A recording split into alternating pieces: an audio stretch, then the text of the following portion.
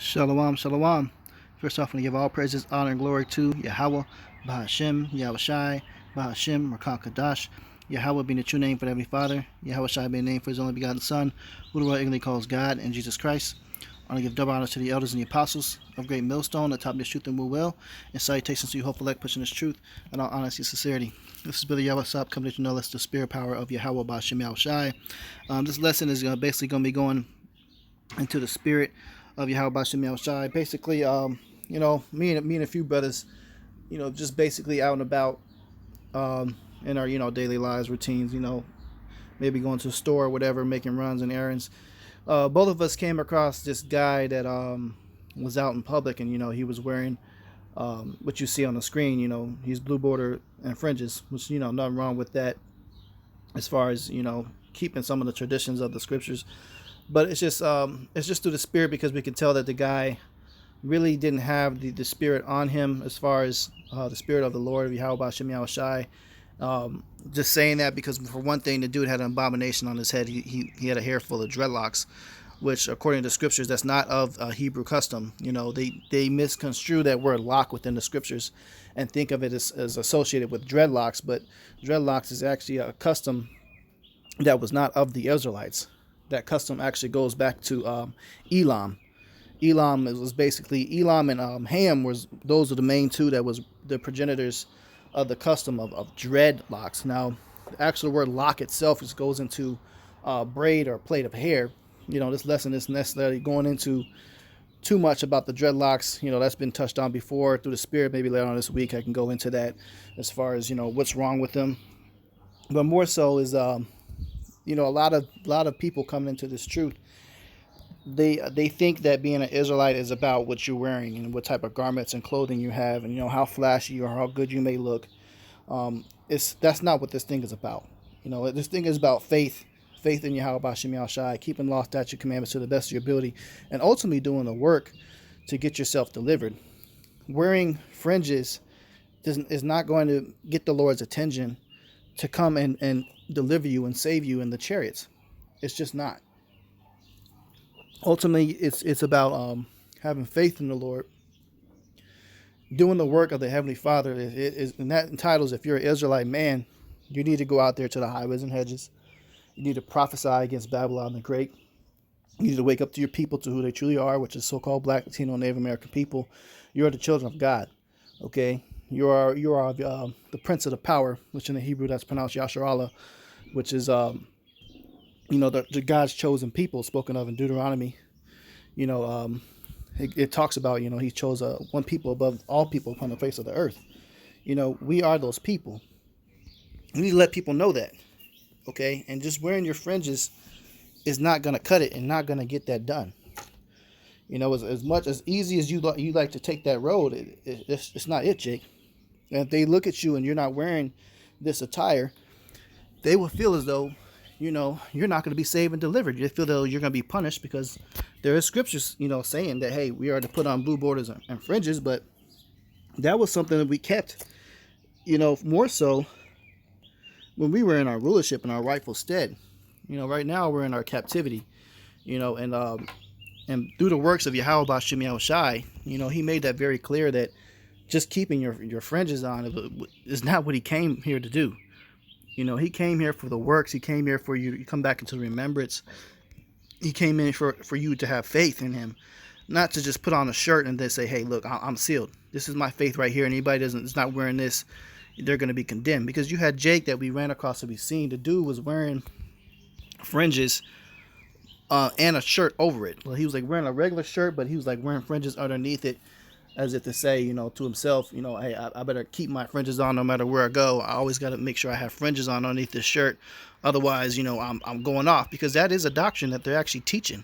You have other camps that are teaching that if you don't constantly walk and have some type of blue borders and fringes on, and you don't make sure you bring up your kids to do so as well, that you're not of the Lord, you're not going to be delivered.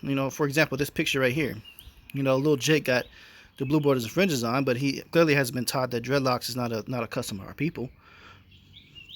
Okay, so there's a couple of scriptures that brother shared, and scriptures I've learned that came to mind about this.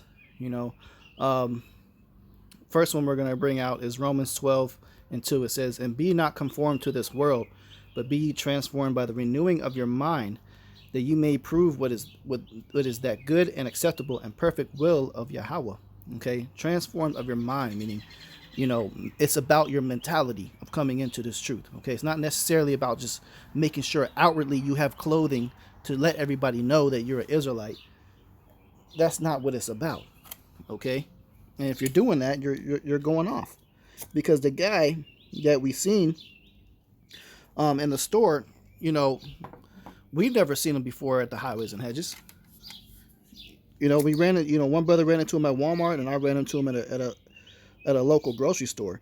We've been, myself, I've been laboring out here for years. And the other brother that's seen him, he's been laboring out here, 9, 10 years, 8 years, for years. And the fact that, we never seen the guy on any works on social media, in comparison to the thousands of videos we upload, he's more than likely, he's probably not out there teaching the people this truth. He may be of IUIC, and most of IUIC cats out here, they're not out there laboring, prophesying. They're just out there handing out flyers and going into a building and learning and teaching. And that's not the real works of the Lord. Okay, and that's what it's about. It's about going out there and actually waking up people, doing the real works. This is Romans 2:28. It says, "For he is not a Jew, which is one outwardly, neither is that circumcision which is outward of the flesh." We are not a Jew of outward appearance. It's not about what type of skin color we have, and it's not about what type of clothing, shirt we have with fringes on it. Outwardly is not what makes us a Jew.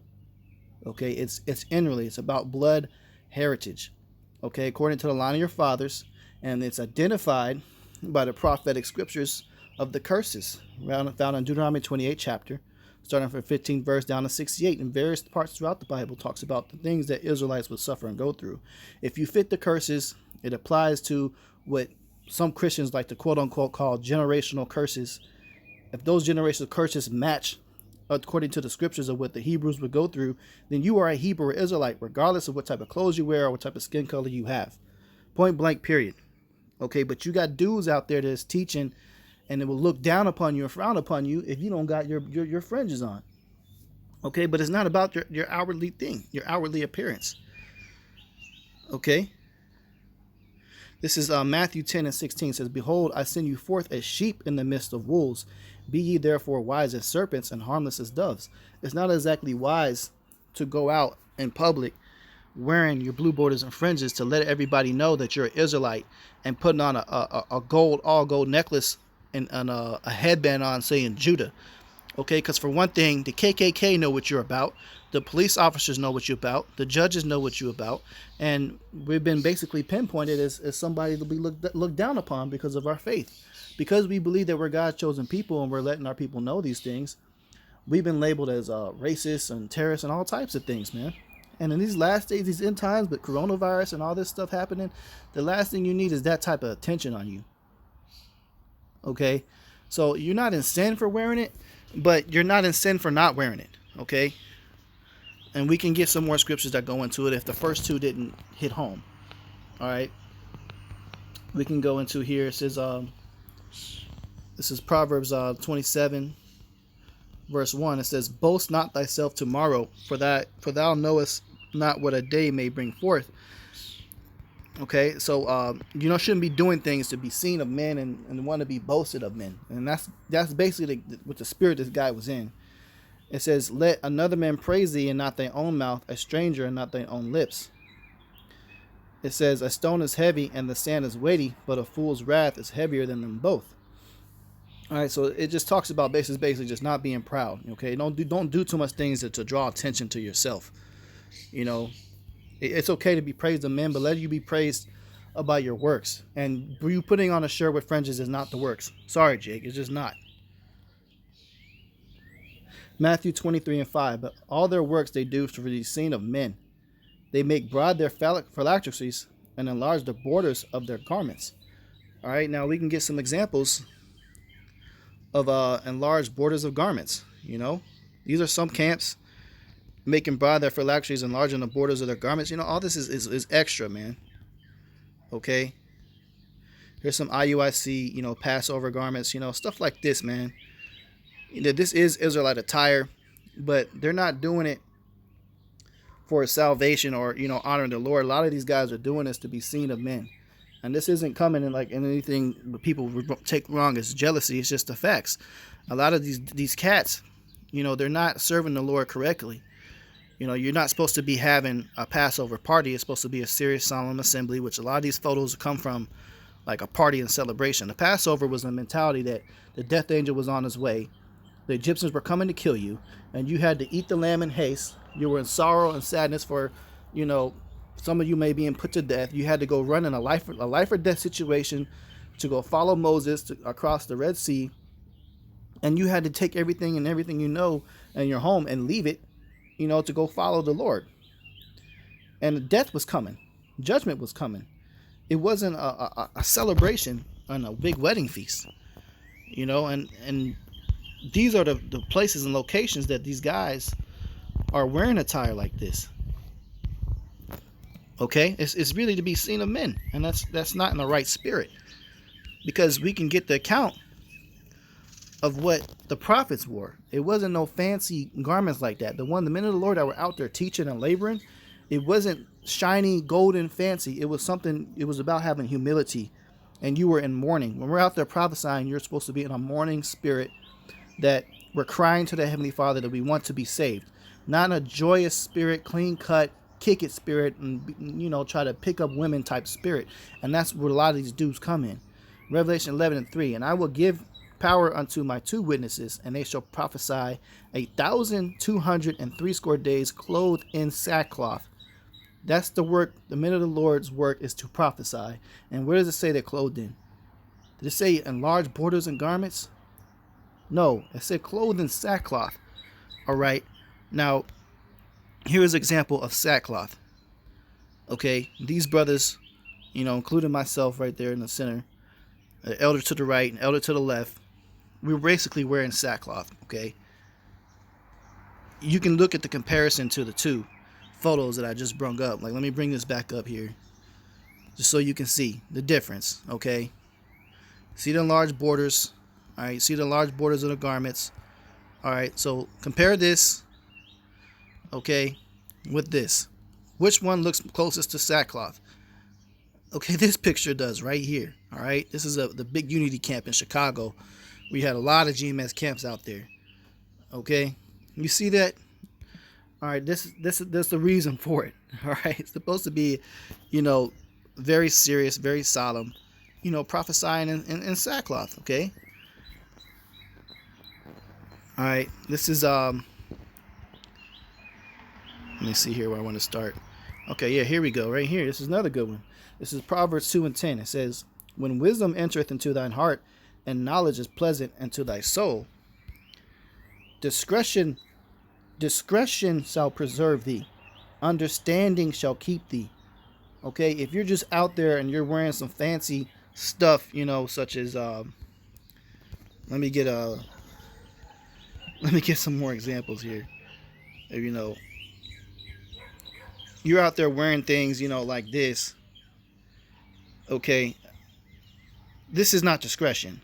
If you got a headband on like that, like the dude had, which he didn't even have the Paleo Hebrew headband on, I don't believe, when I seen him, and you got this on, okay, people automatically know what you're about, and you're associated as being a terrorist, as a racist. That's just point blank period what it is. That's not discretion. Okay, now again, you're not in sin for doing it. I'm not saying you're in sin, but you're not necessarily keeping Proverbs 2:11. There's one thing if you're out there prophesying in the streets. Then you got to put on a sackcloth. Okay, then it's a necessity to put on the blue borders and fringes for the most part, as long as you're in a situation where you're deemed safe, where you're not going to have a cop coming and arresting you because you have a stay-at-home order. It's okay to go out there and prophesy. You may not want to put anything on at all because you don't want nobody knowing what you're about, but you're still teaching, so you're getting the message out there. It says, "When wisdom entereth into thine heart, and knowledge is pleasant unto thy soul." Verse 11, Proverbs 2:11, "Discretion shall preserve thee, understanding shall keep thee." Okay, the dude was out there in a grocery store in Walmart shopping with a headband on, some blue borders and fringes and a big old gold chain and like a shirt that said Judah on it. But clearly he had no understanding because he had a head full of dreadlocks. Not knowing that that was a very, that was abomination. That's putting another idol, another god on your head.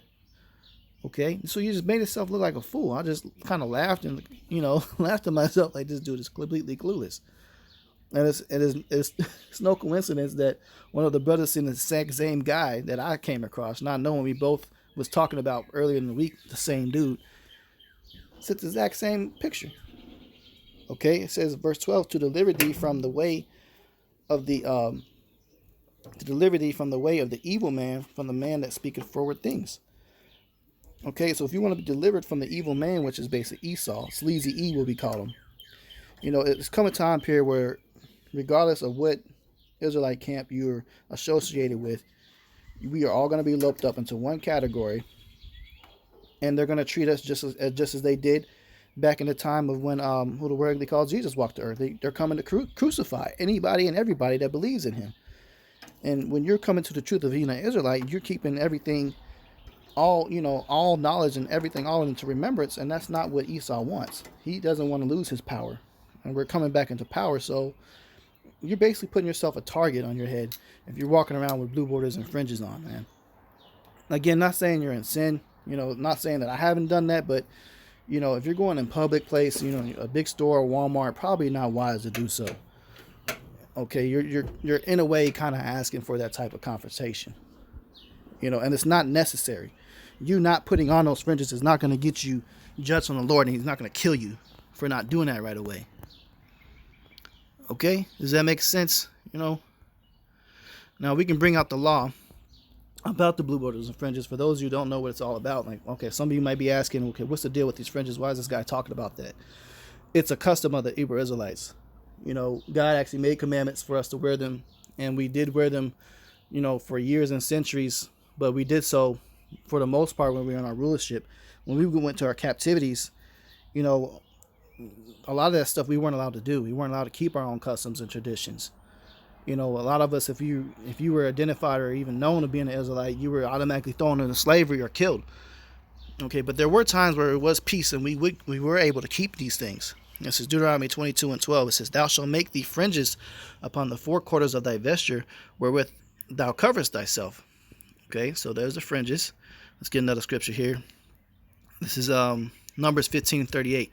"Speak unto the children of Israel, and bid them that they make them fringes in the borders of their garments throughout their generations, and that they put on the fringe and the borders and the ribbon of blue." Okay, so this is where it comes from. Now, a lot of people, what goes over their head and what's associated with that is let's go ahead and get that real quick here.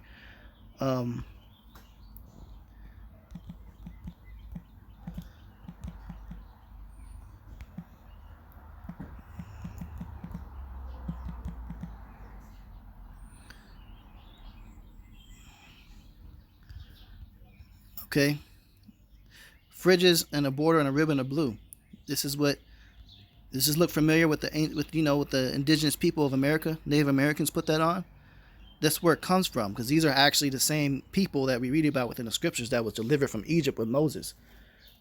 So-called Native Americans are Israelites, and they actually kept this custom going, which it further proves who we are. So keeping the remembrance of doing those things is evidence of who we are as a people.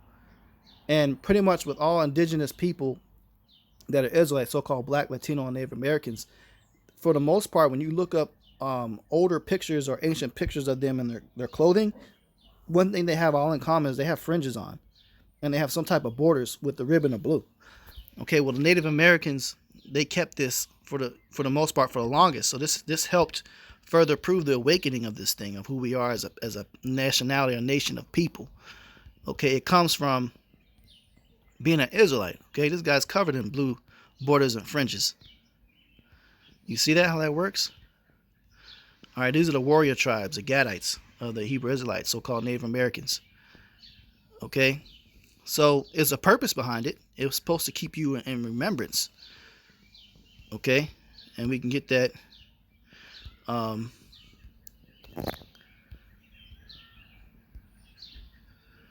Salakia. I'm going to go to the next verse, but hold on here. Okay, here's the purpose for it. Numbers 15:39. And it shall be unto you for a fringe, that you may look upon it and remember all the commandments of Yahweh and do them, and that ye seek not after your own heart and go your own eyes after which you used to go a whoring. Okay, so it's supposed to be a memory tool for you to remember to keep the law, statutes, and commandments. Well, how is it a memory tool unto you if you're walking around with dreads in your head? You're breaking the first commandment, thou shalt have no other gods before me. You see? You know? So, but you're not in sin if you aren't walking around constantly with this. You know, we're supposed to do it, but also the scriptures say, be wise as serpent, harmless as doves. We're in captivity. We're still serving our sentence right now, our punishment. You know, so wear it if you want to, but just be circumspect. And so, you know, you got some brothers that may go around in public with their garments. You know, hey, just do whatever you feel that's necessary in the spirit, but just don't be in the spirit that if you're not doing this, that you're going to be condemned or killed. And don't be in a spirit of wearing your blue borders and fringes is the key to the ticket to getting salvation. And anybody walking around you that's an Israelite and knows they are, that don't have it, that they don't deserve to be acknowledged or treated as a brother. Because the same dude we talking about that me and the elder had ran into out and about, this guy, you know, the elder said shalom to him, and the dude looked at him, didn't say nothing back. You know, it's highly disrespectful. There's no reason for that. So clearly he felt some type of way because he seen the brother didn't have no fringes on, and just looked at him as if he was a nigga in the world because he ain't got no fringes, not knowing that he just came across one of the elders of a great millstone, and a brother that's been laboring and for years that deserves some type of honors or some type of respect or acknowledgement. But you see, that just caused an offense. So now that brother that didn't say nothing, didn't say shalom back, hey, he might have just sealed his fate. And he's had abomination on his head. Not wise, man. Jake just not wise. You know? And these are things that brothers look up to, you know. You know, when I first came into the truth, I got one of these little necklaces here. I got one of them, and, you know, Jake gets excited. You know, you first come into this truth, you learn about your Israelite, and you just want to go gung-ho and be all Israelite. But as you grow within this thing, you learn that you got to be pretty discreet with it. You kind of want to be undercover. You don't want to let everybody know what you're about and what your faith is and what you believe in. The Lord has to place them in your lives. You know, the Lord will put the Spirit on you to reveal anything about the truth, if the Lord is dealing with that individual or not. It may be a condemnation unto that person, or it may be an opportunity for them to come into repentance. But that just typically is going to happen when you're doing the work the right way at the highways and hedges. Okay? You know, so don't get too caught up in these things and beat yourself down, because the dude looked like he was stressed out. He's kind of looking over his shoulder a lot. You know, you can, especially we're in a state over here in Missouri, there's a lot of heavy racist areas. You know, don't give Esau a reason to come, you know, and just hem you up when you don't necessarily have to be. Dang, this shirt's $70, man. You see, Jake waxing on stuff like this, man. It's not about that, man. I mean, there's nothing wrong with you being passionate about your heritage and all that, but, you know, I advise you do those things in your own time. Maybe around your family or close friends, you know, you might want to wear something like that, but, man, don't be doing this thing to think that you're somebody and, you know a whole lot, and this is the ticket, the key. Oh, I don't know. I see where we got to wear fringes on. Let me go ahead and do it. No, man. You're okay. You're not going to be destroyed, you know, and killed if the Lord comes back and he sees that you don't have fringes on. For the most part, the Lord is going to be coming back delivering people in jail, in prison. What about those guys? You know, the Lord's going to come deliver us out of captivity, out of slavery. He's coming to deliver us in our worst conditions ever, during a time of complete chaos, bullets flying by your head. You think he's going to be worried about if you're thinking about putting fringes on in that time period? No, he's not. Okay? Jake got to think with some common sense, man. So, Lord, let this lesson is edifying. I'm going to go ahead and close out. Give all praises, honor, and glory to Yahweh, Ba'ashem Yahushai, Ba'ashem Rakakadash. Double honor to the elders and the apostles of great millstone, Natasha's truth and will well. And salutations to you, hopeful like person is truth and all honesty and sincerity. Shalom.